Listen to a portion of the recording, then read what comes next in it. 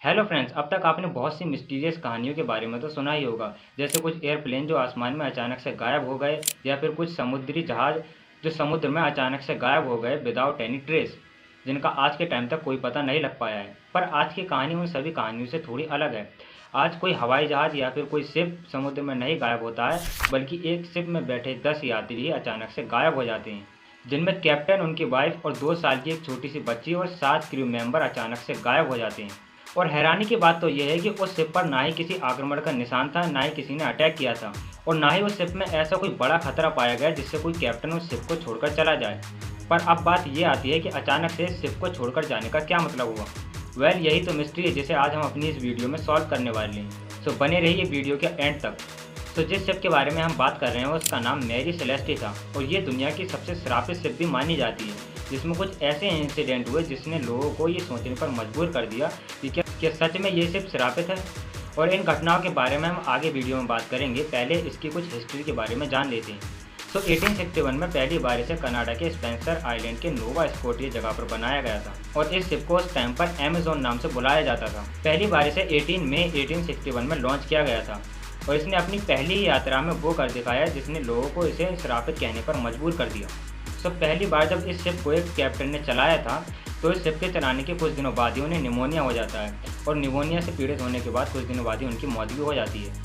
और हो सकता है ये कोई इंसिडेंट हो, पर ऐसी बहुत सी घटनाएं इसके साथ दिन ब दिन होती रहीं। जैसे एक बार फिशिंग डैम से डैमेज होने के बाद इसे रिपेयर करने के लिए शिप यार्ड में भेजा जाता है, और अचानक से ही पूरे शिप यार्ड में ही आग लग जाती है, और आग लगने का रीज़न अभी तक पता नहीं चल पाया है। और हैरानी की बात तो यह है कि पूरे शिप यार्ड में आग लगने के बाद भी इस शिप को कुछ भी नहीं होता है, ये बिल्कुल वैसे ही बच जाती है। और जो भी ऑनर इसे खरीदता था वो धीरे धीरे कंगाल होने लगता था, और जो भी कैप्टन इसे चलाता था उसके साथ कोई ना कोई दुर्घटना जरूर होती थी। इसीलिए इस शिप को श्रापित शिप मान लिया गया। और इस शिप का जो लास्ट ओनर था उसने 1867 में इसे टूटी फूटी हालत में उसी जगह पर छोड़ दिया जहां से इसे पहली बार लॉन्च किया गया था, यानी कनाडा के एक बंदरगाह पर इसे वैसे ही छोड़ दिया गया। और कुछ महीनों बाद ही 1868 में एक अमेरिकन नाविक रिचर्ड हेंसी के द्वारा $1750 में इस शिप को खरीद लिया जाता है। पर इस शिप की हालत इतनी बुरी थी कि इसे रिपेयर करवाने के लिए रिचर्ड हेंस के $8,825 और खर्च हो गए, और इसकी पूरी रिपेयर करने के बाद फाइनली दिसंबर 1868 में समुद्र में चलने लायक एक शिप बनी, जिसका अमेजोन से नाम बदल कर मैरी सेलेस्टी रख दिया।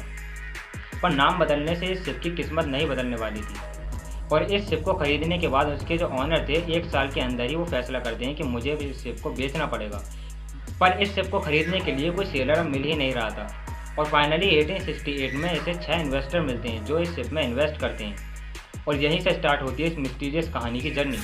7 नवंबर 1872 को मैरी सेलेस्टी को न्यूयॉर्क शहर से 1700 बैरल से अधिक शराब के साथ इटली के जेनेवा शहर की तरफ रवाना किया जाता है, जिसमें कैप्टन, उनकी वाइफ और उनकी 2 साल की छोटी सी बेटी और वो 7 क्रू मेंबर शामिल थे। और ये 10 लोग इस श्रापित शिप में सवार होकर अपनी जर्नी को स्टार्ट करते हैं। जेनेवा तक पहुंचने का इनका जो समय था वो कुल 8 दिन का ही था। 8 दिन में ही इन्हें जेनेवा पहुंच जाना था, पर अचानक से ये बीच में ही कहीं गायब हो जाती है। और इस शिप के रवाना होने के 10 दिनों बाद ही डाई ग्रेटिया, जो इनके बहुत अच्छे दोस्त थे, वो भी अपनी शिप को लेकर रवाना होते हैं। पर रास्ते में इनके साथ एक बहुत ही अजीब घटना होती है। ये एक शिप को देखते हैं जो बीच समुद्र में एक ही जगह पर रुकी हुई थी, और ये उस शिप से कम्युनिकेट करने के लिए उसमें सिग्नल भेजने लगते हैं, पर दूसरी तरफ से कोई भी रिप्लाई नहीं आता है। तो कैप्टन ग्रेटिया ये फैसला करते हैं कि वो खुद ही इस शिप पर जाकर देखेंगे कि आखिर ऐसी क्या बात है जो इसका कैप्टन मुझे रिप्लाई नहीं कर रहा है। और जब वो इस शिप के पास जाते हैं तो वो देखकर हैरान हो जाते हैं, क्योंकि ये शिप और कोई नहीं बल्कि मैरी सेलेस्टी थी, जिसे 8 दिन के अंदर ही अपनी जगह पर पहुंच जाना था। पर 10 दिन के बाद भी ये बीच समुद्र में क्या कर रही है। इसीलिए वो घबराकर अपने कुछ क्रू मेंबर को साथ लेकर उस शिप पर चढ़ते हैं, और वहाँ पर जाकर देखते हैं तो वो पूरी शिप बिल्कुल खाली और सन्नाटा था। और वहाँ पर वो एक चीज़ को नोटिस करते हैं कि उस शिप में लाइफ बोट नहीं थी, और वहाँ पर रस्सियाँ भी नहीं थी। और जब वो कैप्टन के रूम में पहुंचते हैं तो वहां पर उन्हें 25 नवंबर की एक लास्ट एंट्री दिखती है, जिसमें लिखा हुआ था कि मैरी सेलेस्टी एजोर से 11 किलोमीटर दूर है।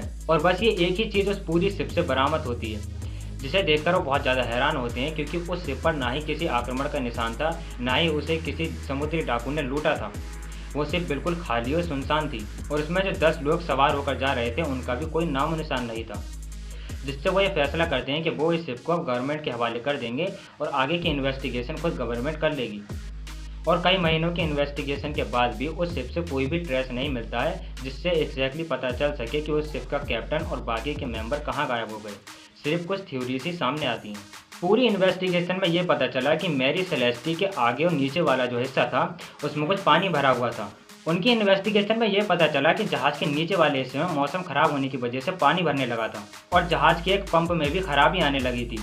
और कैप्टन के डेस्क पर रखे साउंड रोड को देखकर पुलिस ये पूरी तरह से समझ चुकी थी कि शायद कैप्टन को यह अंदेशा होने लगा था कि उनका ये शिप डूबने वाला है, इसीलिए उन्होंने सभी को ये ऑर्डर दिया कि उन्हें अब शिप को छोड़कर जाना पड़ेगा।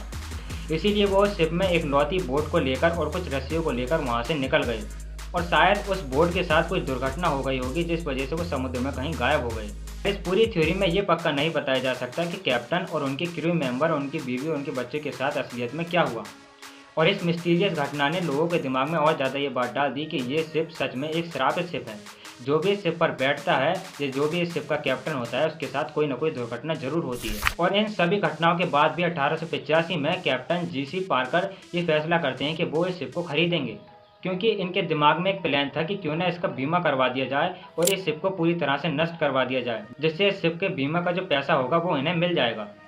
पर बीमा कंपनी को उनके इस प्लान के बारे में पता चल जाता है, पर जीसी पार्कर अपना पूरा प्लान बना चुके थे इस शिप को क्रैश करने का और वो इसे बीच समुद्र में छोड़ देते हैं पहाड़ की ओर, ताकि ये शिप उस पहाड़ से जाकर टकरा जाए और पूरी तरह से बेकार हो जाए।